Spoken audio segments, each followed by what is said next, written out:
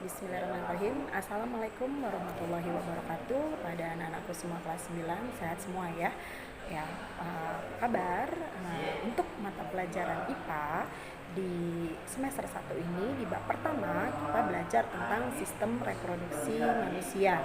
Nah, kalau berbicara sistem reproduksi manusia, awas ya, jangan berpikiran yang aneh-aneh, singkirin dulu itu pikiran yang aneh-anehnya ya. Nah, kenapa kita harus belajar sih di bab pertama ini sistem reproduksi manusia ya. Nah, untuk materi kali ini kita harus mengetahui organ-organnya yang ada dalam alat reproduksi manusia, kemudian fungsinya atau kegunaannya, prosesnya seperti apa. Nah, itu harus kita pelajari pada bab kali ini. Nah, sebelumnya kita berbicara pada sistem reproduksi manusia. Kalau untuk pada manusia, perkembangbiakan itu perlu ya. Kenapa harus adanya reproduksi? Karena untuk mempertahankan keturunan atau kelestarian jenis dari setiap makhluk hidup itu harus ada. Nah, karenanya perlu adanya reproduksi. Nah, kalau untuk pada manusia berarti membutuhkan dua jenis alat kelamin karena kita proses perkembangbiakannya secara generatif ya. Nah, alat kelamin untuk pada manusia berarti ada dua, ada alat jenis kelamin laki-laki, ada alat jenis kelamin perempuan. Nah, sebelum berbicara pada alat jenis kelamin organ-organnya ya, laki-laki dan perempuan tadi, kita belajar dulu untuk pembelahan sel ya. Apa sih itu Bu pembelahan sel? Nah, dalam setiap sel di dalam individu atau makhluk hidup itu mengalami pertumbuhan sel, mengalami regenerasi sel atau pergantian sel yang telah rusak itu digantikan. Makanya di dalam sel ada pembelahan sel. Nah, pembelahan sel ini ada dua proses, ada secara mitosis, ada secara meiosis ya.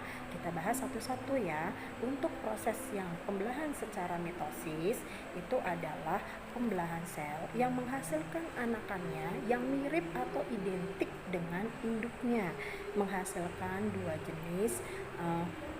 dua sel anakan ya.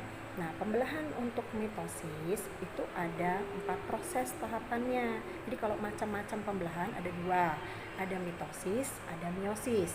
Tapi kalau proses pada pembelahannya ada 4 ya.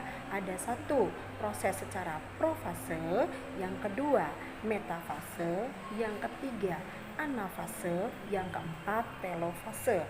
Kalian gak usah bingung-bingung cara menghafalnya, cukup kalian ingat huruf pertamanya aja. Apa itu? Profase P, metafase M, anafase A, telofase T. Berarti gimana cara singkatnya? P, M, A, T. Apa itu? P, M, A, T. P profase, M metafase, A anafase, T telofase. Oke, sekarang kita belajar untuk prosesnya. Di proses 4 proses tadi itu apa saja yang terjadi? Untuk profase tahapannya, dalam setiap sel itu kan ada yang namanya inti sel, kemudian ada dinding sel. Dulu kalian belajar di kelas 7 ya, untuk bagian-bagian organ-organ dari bagian-bagian sel. Nah, proses pada profase si dinding selnya tadi sudah mulai rusak ya, kemudian kromosomnya berada pada di dalam selnya.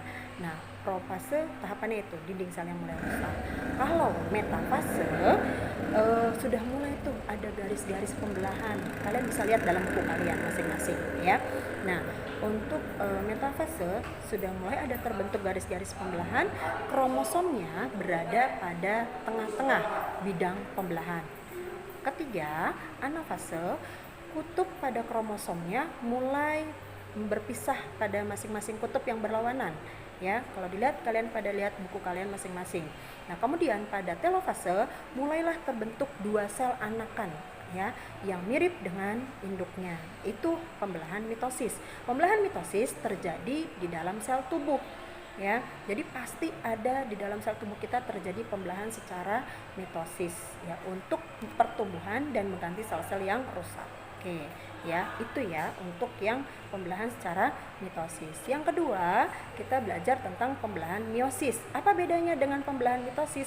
Kalau meiosis prosesnya sedikit lebih panjang, dan kalau meiosis terjadi pembelahan reduksi. Artinya, kalau tadi di mitosis Ibu katakan menghasilkan 2 sel anakan, kalau pada Meiosis itu ada 4 sel anakan, tetapi kromosomnya berkurang sehingga dikatakan pembelahan reduksi.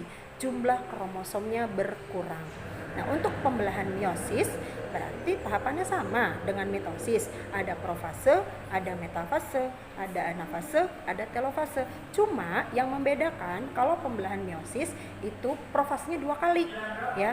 Jadi ada profase 1, profase 2. Ada metafase 1, metafase 2. Ada anafase 1, anafase 2 dan telofase 1, telofase 2. Kalian bisa lihat pada buku kalian masing-masing ya. Nah, untuk yang pembelahan meiosis ada tahapannya seperti yang tadi Ibu katakan ya, sama intinya, mulai kromosomnya membelah, kemudian ke bidang yang kutub-kutub yang berlawanan, kemudian kalau di mitosis itu terjadi atau menghasilkan 2 sel anakan, kalau pada meiosis menjadi 4 sel anakan ya. Oke, demikian dulu untuk pembahasan mitosis dan meiosis ya. Oke, kita simpulkan berarti untuk tahapan pembelahan itu ada berapa proses? Ada 4 ya. 1 profase, 2 metafase, 3 anafase, 4 telofase. Gimana cara menghafalnya? P M A T. P profase, M metafase, A anafase, T telofase. Mudah kan? Nggak sulit ya untuk tahapannya. Nah, kemudian itu saja yang bisa kita simpulkan hari ini. Untuk pertemuan kali ini sampai di sini dulu ya. Untuk tugasnya nanti Ibu akan kirimkan informasi berikutnya ya. Wabillahi taufiq wal hidayah. Wassalamualaikum warahmatullahi wabarakatuh.